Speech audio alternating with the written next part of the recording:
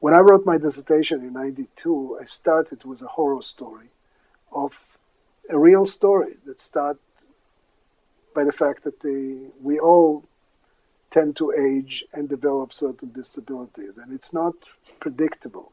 It's not something that we can actually say, you're going to develop this particular disease or this particular condition at certain age, and that's as a result of it, we'll need to think about how to move you to this place or another place. The story is that let's call him Harry, was living in an independent living, or what we call sometimes a congregated living, which means you have also houses, or you have apartments, and you have also areas to eat, to interact with people, socialize with people. And he started developing all kind of problems, incontinence and dementia, and he started urinating in all kind of inappropriate places, and the neighbors were starting to complain about the smell that came out of his room and all kinds of things of this sort. And the lady who was in charge of this housing facility, who was a friend of mine that I knew, she told me the story. She invited him for a discussion and said, Harry, the neighbors are complaining. I think that your condition is not as it was when you arrived into this place, and we need to do something about it. So he didn't have a family in the area, and they decided maybe to pay for home health care to bring to his apartment in such a way that people can come in, serve him, do certain things, help him to do certain aspects of those things.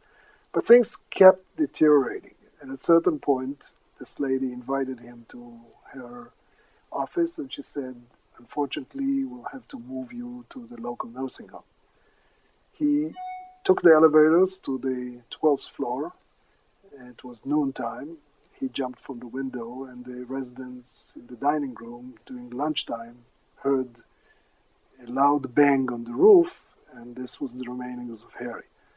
Now, this is happening in this culture or in this world more than you can imagine. The amount of suicide of elderly people, particularly men, is amazing. And many of them make those choices when they don't see any choice. They don't see any outlet from their conditions. So that's a horrible situation that if we won't find ways to create those places at least as attractive as other places that we have around the world, chances are that this kind of conditions maybe are going to be exacerbated to the point that it's going to make some people think twice about it. I think that the nursing homes in this country are not necessarily in good shape. The average or the ordinary nursing home in this country is terrible. People don't want to be in those places.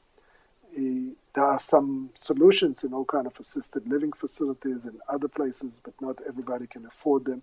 There are other solutions, but one way or another, we won't be able to survive as a society without trying to take care of elderly people in their homes and in institutions or in other facilities in such a way that we're going to be proud to do it as a society.